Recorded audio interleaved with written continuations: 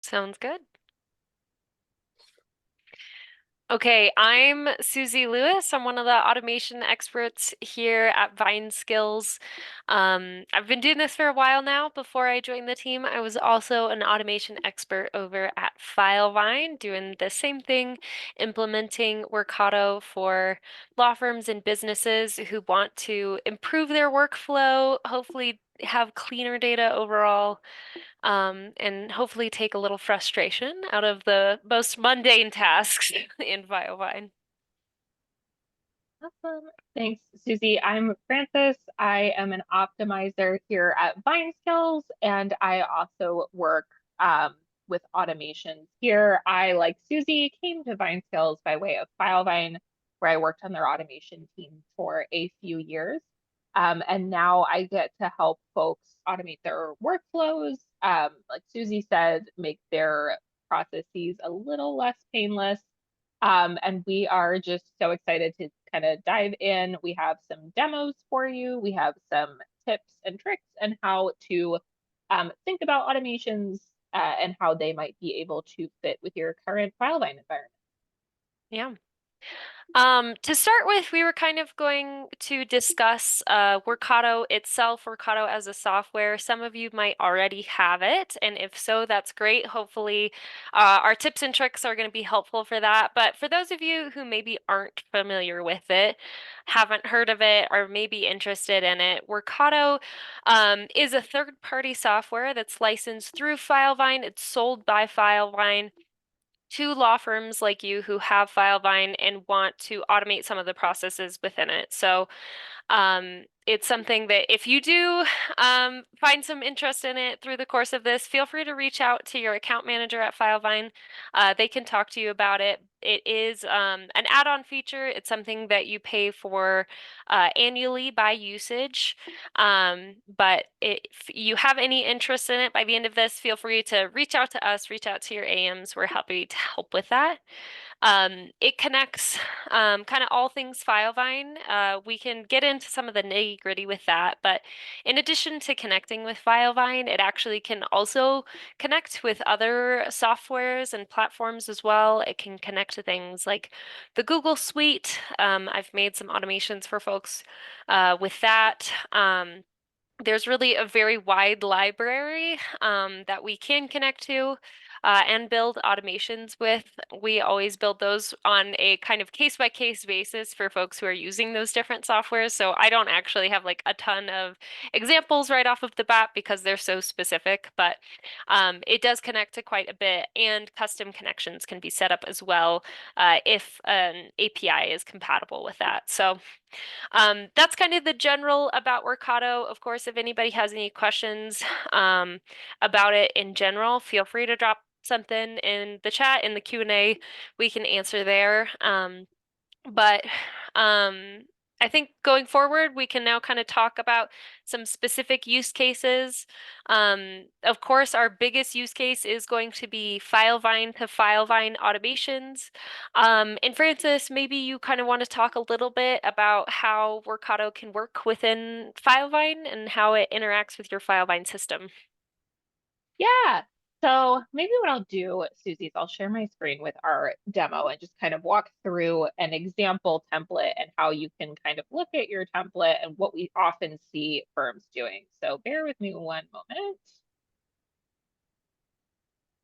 And I'm going to get this up for everyone. So I have just an example, kind of basic personal injury template. Again, I have built automations for mass tort firms, insurance defense, personal injury. This is absolutely not something that is limited to certain practice areas. And really, when we're talking Filevine to Filevine automation, right? So I have a process that is 100% in Filevine, and I just want to see if I can automate it a little quicker as I maybe move through a couple of different sections. Really, no matter what type of template you have, you're going to take the same kind of mindset and approach to it. When I'm scoping with my clients, I always tell them to kind of keep the same two things in mind, right? And it's a really great question to approach your staff with as well. The first one being, where is their duplicative effort? Am I maybe coming into intake and maybe I am entering an incident date in here, and then I also have an incident date and case summary. Well, that tells me as an automation optimizer that maybe we could look into some field mirroring. So if you enter in information here, then it will automatically populate to another field in case summary. So duplicative effort, if you are entering the same information in more than once in your template, that's always a really, really great opportunity for automation. The second kind of question that you should ask yourself and kind of framework to work with when you're thinking about automations is, do I have any processes now that work? They work well, they just feel a little manual, maybe they feel a little bit clunky, right? And so one of the examples I give of this can be with hidden sections. Every time I move into, say, litigation, I know I want my certain sections to pop out, right? I want to see my litigation section, my pleadings and discovery. And I do that every single time. There's a consistent logic there.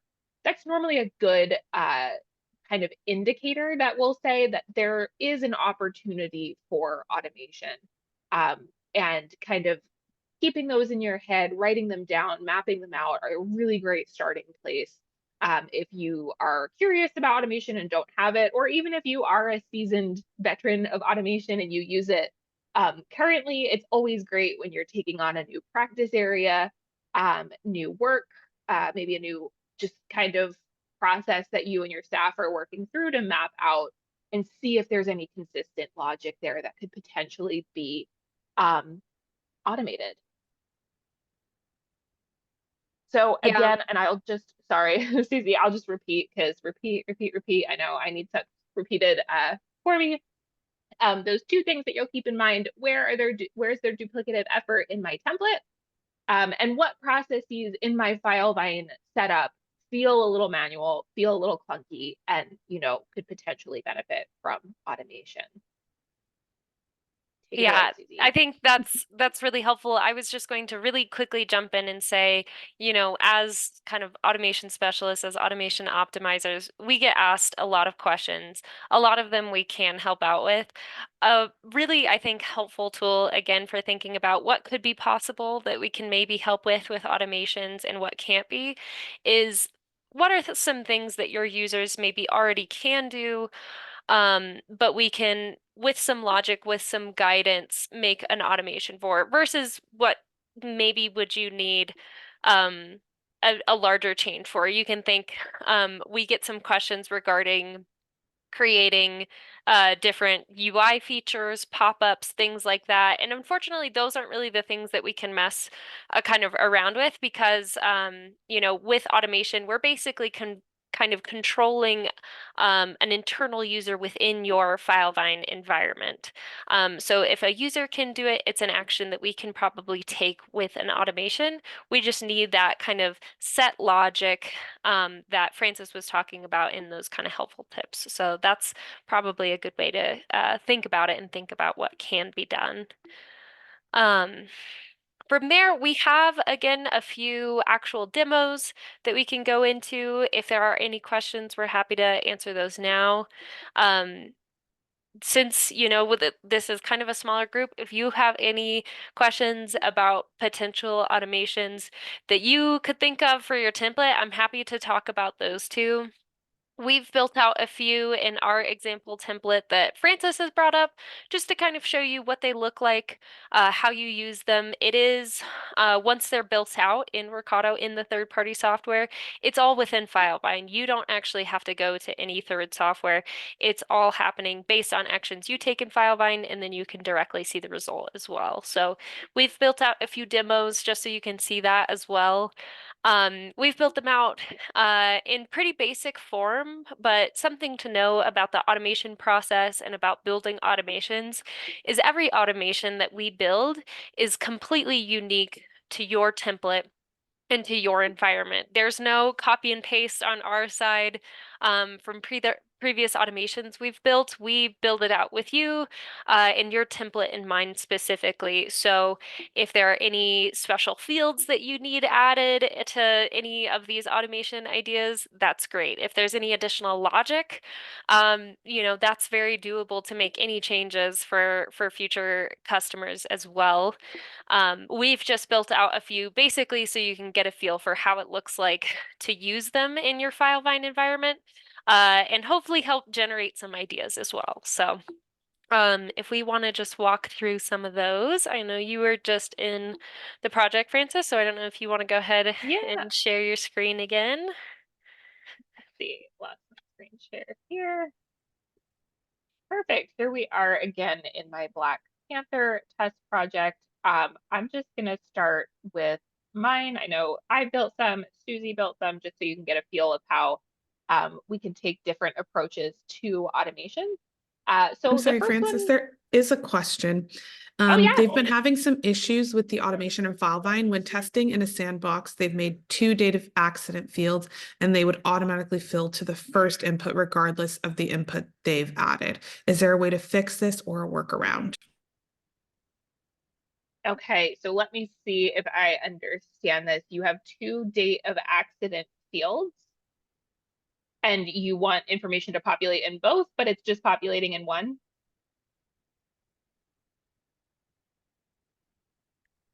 Let me see it. I can see the chat. It's in the I'm gonna Q&A. hazard a guess here, and I could be Francis, you can let me know what you think about this. It could be that this isn't to do with a Workato automation, but per, you know, hypothetically, it could be due to the field type you're using. There's a special field type in Filevine that's like the actual incident date field type, that behaves a little different from other field types in Filevine. So if you have an incident date field type, this is actually one that doesn't require Workato, but if you have an incident date field type in multiple sections, it will automatically try and mirror that over for you.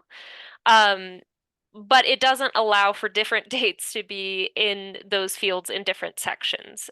So if you say, let's say that we have that in intake and we have that in case summary, and they're both the incident date field type. Say you have a date in intake and then you enter a date in different date in case summary, it might not respect that change because it's already detected a date. Francis, do you feel like that was maybe a fair Yeah, guess? that That could be incorrect. could So you can tell me if that's not actually the question you were trying to ask, but that could be what's going on here. it definitely could. And I think I can see the questions from Kessler. Then the first kind of step there to take would just to be hop into your customs editor and check that field type that Suzy mentioned. Hmm. If it is for sure an automation, especially a Workato automation issue, our troubleshooting steps there would be to check the data pills, as they're called in Workato, to make sure that the field pulling is actually the correct one. Sometimes I know I've mixed up my field mirroring, I pulled the wrong field, and that can cause behavior similar to what you've reported as well. Great. Oh, perfect. Perfect.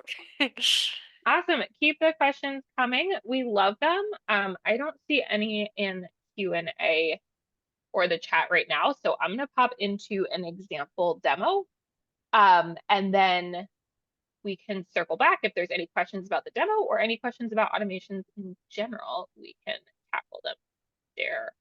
So in my kind of test case here, and I'm going to slow us down a little bit because I know I work with a lot of firms and they always say, it's just magic. It's like a magic wand. And in some ways it is. It's pretty cool when you see it running. But it's very logic based and it's very step based. So we have kind of language we've built up around that I've had to kind of work with my clients to make sure that we know exactly what's going to happen at every step of the way. And the first kind of portion of that is the trigger. What I mean when I say trigger is what tells the automation to go and do the thing. A lot of times we're just thinking in terms of I have an incident date here and I want to see an incident date and case summary. Okay, but what should tell, the automation to go and mirror that date? Is it as soon as the section is saved, which can be a trigger, the save button here?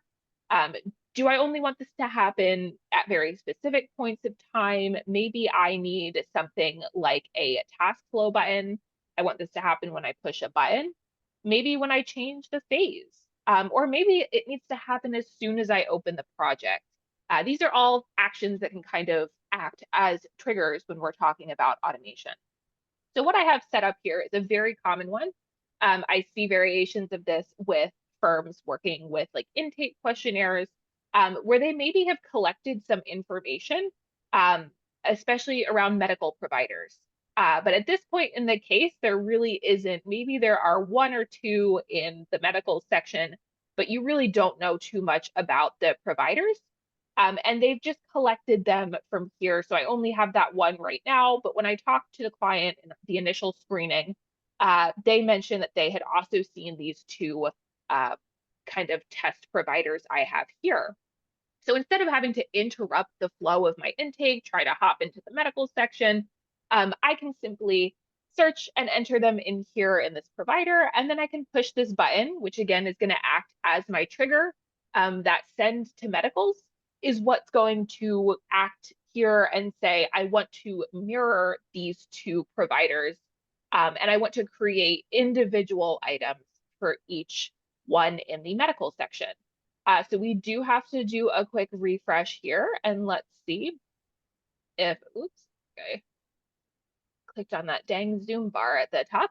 And so we refresh here, and then if I pop into my medical section, I can see that I now have 3 providers here. So without having to come in here and click add an item and then search and find my Scranton and intergalactic hospital providers, I was able to just keep that all in the intake. And if I was doing an intake live, I wouldn't even really need to check on it. I could just push that button and then move on to my next question.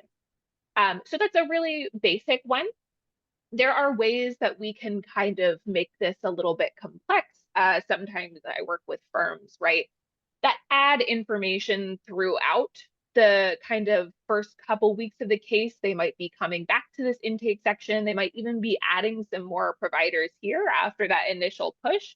We might want to add some logic that checks the medical section to see if these already exist there and avoid duplicates.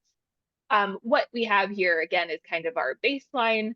And it's really just to give you the idea of, right, I have information in a static section that needs its own item in a collection section. Instead of wasting all of that time moving to that section, opening a new item, and retyping in the provider name, I can simply go and do that with my automation. And let me, Suzy or Jasmine, do we have any questions or Q&A? I don't see any. I think we're Perfect. good. Suzy, do you want to control my screen? Would you prefer to share from your own? I know you have some automations that you'd like to share as well. What's the best way you'd like to do that? Yeah, sure. So I'll just take the screen here.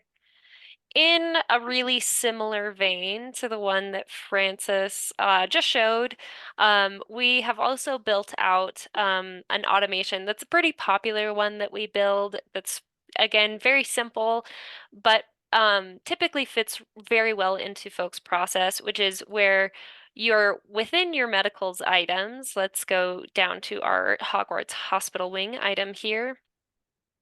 And you need to identify that it's also a lien. So a lot of folks track their medicals and liens in both sections. Also, often those end up being kind of duplicative of each other, but you need to kind of track them in both sections so you can understand where those kind of distinctions are. So what we can often do here is if you have this question, is this a lien or letter of protection or something similar to this? Again, each template is unique. Yours probably has its own wording for this. Maybe it doesn't look just like this, but I've attached some logic. So when this is set to yes, we now have a create lien item as well. So when we select this option, we're going to start our task flow, and this is going to go ahead and automatically create our lien item. So again, that way you just don't have to worry about going into liens, creating the new item, adding the provider in as the lien holder.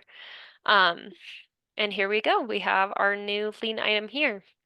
Um, a lot of the information in here I've left pretty bare. I've brought over the lien holder, but again, if there's additional information in medicals that we would actually also like to bring over with our new lien item, we can map that as well. Whatever is in your medical section, or potentially even in other parts of your template, we could bring those over as well.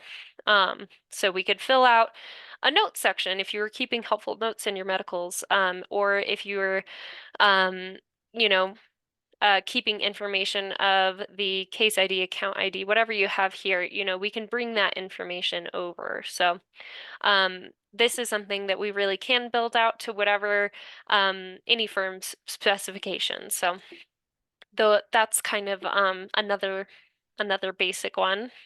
I don't know if you want to take another one, Frances, if you want to do One another one, or thing if you have any questions about this. Yeah, one thing too I want to call out, especially with Suzy's automation that I've seen, again, added as sort of an enhancement to the baseline that we've showed here is we want to improve your staff's experience in Filevine. We don't want people feeling lost or confused. So sometimes, if you have a medical item that has a corresponding lien, we can put links to that corresponding lien so they can be in the medical provider item and say, oh, I actually just want to click and check on this lien, maybe enter in some more information there. Again, going back to my point earlier of just smoothing processes, finding and teasing out those frustrations, the stuff that really bogs down your staff every day or maybe causes confusion or frustration, and seeing how we can improve that experience. We're not taking over for them, right? Or automating every aspect of their day to day, but we're just making it a little bit easier to navigate to get what they need to get done. I think I could probably show, and Suzy, remind me of our trigger for the toggle one. Is it when I move into litigation, it should turn It on some is. sections? Yeah. Okay, so let's take a look at that one. I am gonna kick you off the screen share real quick. And we should be looking back at that similar test project again. So as Suzy helpfully reminded me, we do have automatic section toggling, right? That example I cited earlier. If we have a case that's moving into litigation, that's the only time I want to see my litigation section. So if I go here, and we'll give that a second. Again, making your staff's lives easier, making your life easier. I don't want to see sections that have to do with certain stages of a case that my case might never be in. Maybe it's not going to move to litigation. Maybe it will settle before then. But if it does, I want to see it at that point. And now I can see I have quite a few more sections here, right? I think my deposition section, litigation, pleadings and motions, all of these other sections, right, that I really don't need to see up until the time that we move to litigation. Sometimes with these phase change automations too, and Suzy is so smart that she already thought about it. We also like to put a kind of timeline on your activity feed so you can see when this moved into litigation, when it might have moved into other phases as well. I know some pain points around Filevine and like the data tracking there is that it's not always easy to tell at what point it moved into which phase. With automations, we can always make note of actions happening in the activity feed, and then you're able to filter by these tags and easily get a quick timeline. And that gives you more value and insight, right? How long are my cases spending in each of their phases? And then take action from there. Is there anything I can do to either speed up, or are there any phases where I feel like we're really just moving too quickly and we need to slow down and kind of dig deeper into? And this kind of note on the activity feed, that's not limited to phase change. I've worked with clients in the past that, maybe when they enter in a medicals item or if they push a button, it might be like automatically puts a note that they took a certain action in that collection item. Or maybe if you entered in like a statute or something that you just want that extra reminder or extra note that that happened, that can be on the activity feed as well. Creating notes and tasks, totally possible with automation in Filevine. Yeah. And to actually jump in really quickly, so this particular feature that Frances is calling out here, where we have this note posted, this one we actually have built out as a part of our magic box of skills, which is a little Vine skills kind of offering that we have in case this is kind of the main thing that you're interested in with automations and you maybe don't want to commit to Workato as a whole. You know, you can get this small automation through that rather than Workato. That being said, this is something that we definitely still can build out in Workato. We can personalize it to what you would like to see if that's something you're interested in. But just if this has kind of caught your attention as something that you're interested in and you would like to pursue it as a magic box of skills item rather than a Workato option, then that's definitely an option as well. Yep, and Let's there's see. more info on that on our website too. There's a couple of different things that happen with that magic box of skills, and you can get info about kind of each one of those on the website. Yep. One thing too, I wonder if we should kind of move in as a final discussion point before checking in on Q&A, Suzy, is our free audit. So if you are sitting there wondering, okay, I can see some use case, well, there's two scenarios with our audit that they might be useful in, and I'll kind of call out both of them. The first one is you have automation. Maybe you're sitting there and you're like, I have automation, but I don't know if I'm using it to its full potential. I don't know, maybe you've been poking around in Workato, but you're not feeling super confident in like best practices. I have been able to pop in and just make some suggestions for cleanup, for how to implement best practices in automation in your Workato environment and your Filevine template.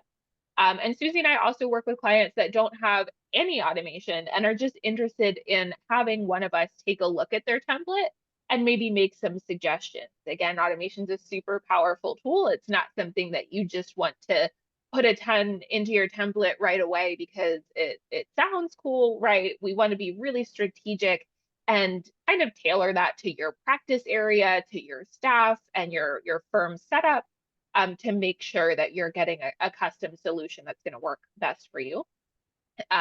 So Jasmine helpfully linked both that magic box of skills and information about our audit. If that's something that you feel like you're interested in and you're wanting one of us to kind of take a look at your setup and maybe either give you pointers or suggestions for where automations could work for you, definitely get in touch. We would love to help out with that. Yeah, definitely.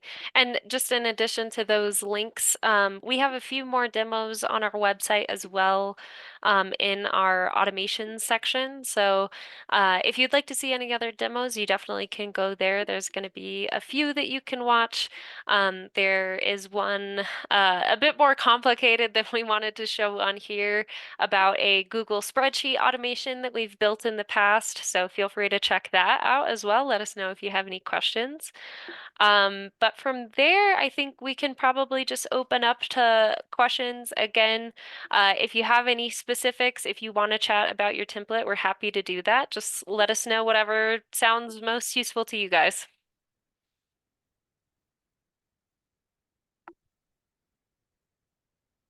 Let me just And check while we here. wait for any questions to come in, I did put a link to that magic box of skills and the free Filevine audit that we'll do in the chat as well. So if you all want to get a little bit more information or see what that magic box of skills entails, you all can go ahead and click into there as well.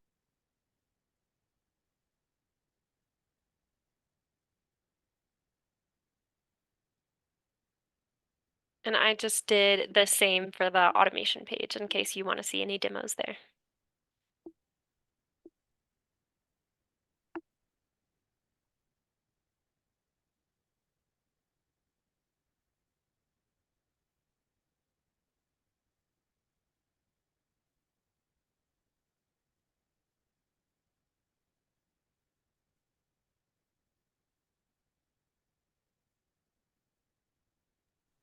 Yep, we can definitely talk about templates. Did you have specific questions about DocGens or Customs Editor?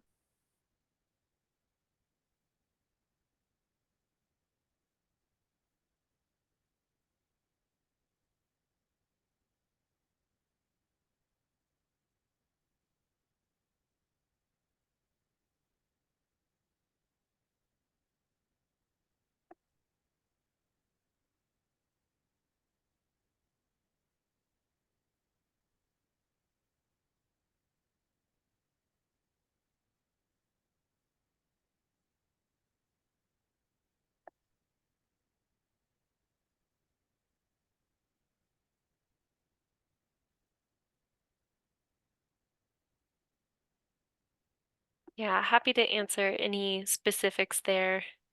Both topics are pretty broad, so don't want to bore you by just answering random stuff. Okay. Okay. Um, So I feel like Kessler, correct me if I'm wrong, but this is sort of just how to, I feel like, make things look pretty and more organized and just make it kind of line up. Which yeah, it's super important because who wants to like spend a ton of time on forms if they don't look good? So I have a couple tips that I can kind of dive into. Um, and why don't I just share my screen and then Suzy, as I'm walking through it, if there's anything I'm missing or you think we should add, we can do Sure. that. So I'm going to share, I have our demo customs editor open. So the first thing that I kind of is one of the hidden tricks, actually, when I started at Filevine, they showed me this in like my first week, and I went from being a customer of Filevine and like had my mind blown by this. So the first thing that you should know is you can kind of put in spacers in your template. If you open up a new field, you have these widget types and there's this instruction widget, right? Which is really great if you need to actually instruct your staff. Like I have some throughout here, these are all instructions where it says complete the intake below. But if I just leave this blank, it will actually help me line up. So say I have like 3 fields on one row, but on the row below, I just have 2. If on my second row, I put one of these, right, say like 206.2, it will actually shift over those 2 fields so they're in line with those other ones. And let me see if I can like, sometimes I can spot them in these templates. Not always, but I had this morning. Let's see. If not, I'll just kind of re-show the customs editor there. But if you have 3 like that, and I know with yes, no fields, it comes up a lot. Definitely make use of these blank instruction fields. You can split them right anywhere in a row, and you, as long as you give it a name up here, right? Like I normally just call them spacer and then I number them. And I create that, and that will go kind of at the end there. Let me, then it won't show up anywhere if I am in my intake section. It's not going to show up actually on the section itself. It just kind of creates that blank negative space there to help push things together, right? You can't really see it anywhere on here. But if I had other fields below, it would line up. So that's my first kind of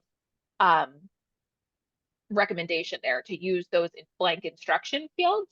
And then for text boxes, they can be clunky. Keep in mind that you can put multiple text boxes next to each other, right? So a lot of times I'll do this, I'll do multiple line type, and I'll just do text box 1. Let's create that. And then on that same line, I can actually just do 207. Let's do 2 and multiple lines. Text box 2. I'm getting super creative with my names here. And let's do a quick refresh. Sometimes I've found that just lining them up like this looks a little bit neater and cleaner. If for whatever reason the your client was giving you a novel on the phone and you had to scroll, you can always make them bigger or smaller according to your needs, or even just type and scroll kind of through that. That's definitely a recommendation I've made a lot, to just kind of line them up to conserve space. Because if I have one like this additional info and I keep stacking them, you have to scroll further down the page. It can be a little bit of a pain sometimes. And then I usually avoid the one field type here, the multiple lines large. When I'm getting in and optimizing a template, I'll sometimes take these out just because it takes so much space up on the page. I only put them in really strategically if I know my clients can be like copying and pasting a ton of info into a section.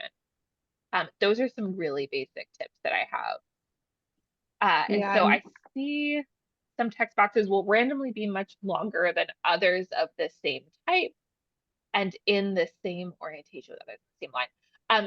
Is it possible then, maybe if you use like this, that they're just, your either staff or others are just kind of stretching it out?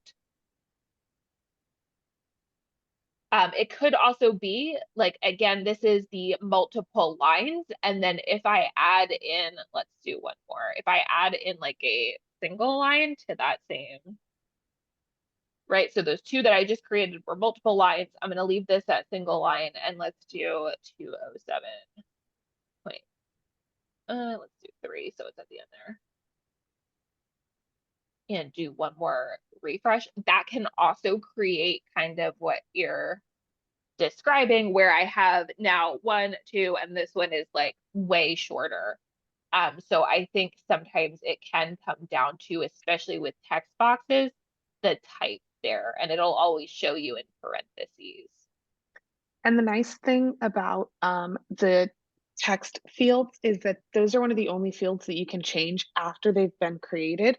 So if you do find that you do have some that are single line that you'd rather be multiple line, you can change it again, even after you've created it. Most other fields in Customs Editor will not let you do that.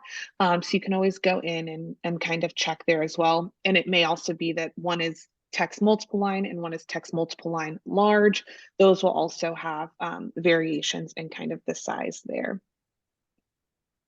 The only thing I would throw in as my piece as something to consider, if it feels like you're having some inconsistent sizing, is it could also be due to any conditions you've set in your customs editor. So if you have, say, 4 items on a line, but typically only 2 of those are going to be set to always shown, and 2 of those are under conditions, Filevine is still going to save space for those other fields, those other entities.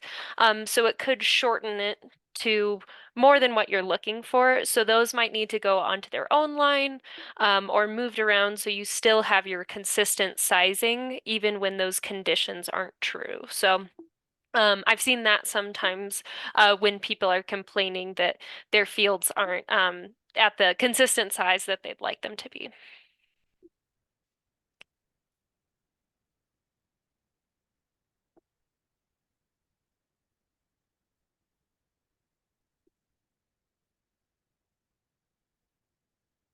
And did you have questions about doc gens as well?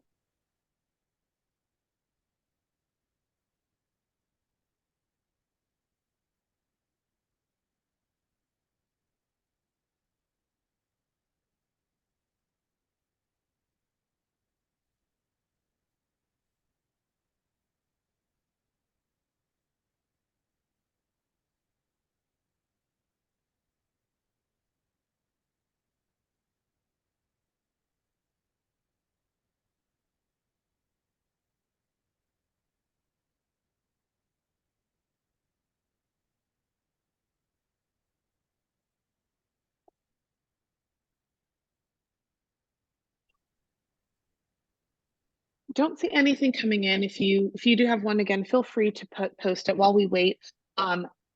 Just a few notes. I did post some items in the chat. If And so did Suzy. So if you would like any additional info on automations, you can always reach out to us. Again, our email addresses are in that chat. We also offer hourly services or optimization services. So if you've been in Filevine for a while, or maybe not a while, but you want some things tweaked or you need additional help, assistance in anything Filevine or Filevine adjacent, we can definitely help with that. Same thing with DocGen's Customs Editor. If you want someone to go in and help you revamp your intake or kind of whatever section you're looking at, do DocGen's for you. We offer hourly support and again, optimization blocks or services for you to engage in so that you can get those items handled by us as opposed to you or your staff doing those. We're always here, so feel free. We work on a month-to-month basis, so you don't have to feel obligated to, you know, work with us for any extended period of time. You can do a month and then go off on your own or extend, totally up to you. But all of that can be found on our website through the links that I posted. Again, we do record our free help sessions each week, and these recordings will also be posted on our website, as well as others we've done in the past. So if you do have additional questions on Customs Editor or DocGens that we weren't able to answer here today, we have done some free help sessions in the past on those topics. So you can always look to those to see if those might answer your questions there as well. I don't see anything that's come through. Again, if you do have anything, feel free to reach out via email and we can direct you to the right place or get those answers for you. Some fields are not in the massive DocGen field list. Phone fax is missing for a few contacts. It may be that phone fax is so specific that I know that sometimes it only shows up for certain pieces, and you do have to like search for that. So it may be that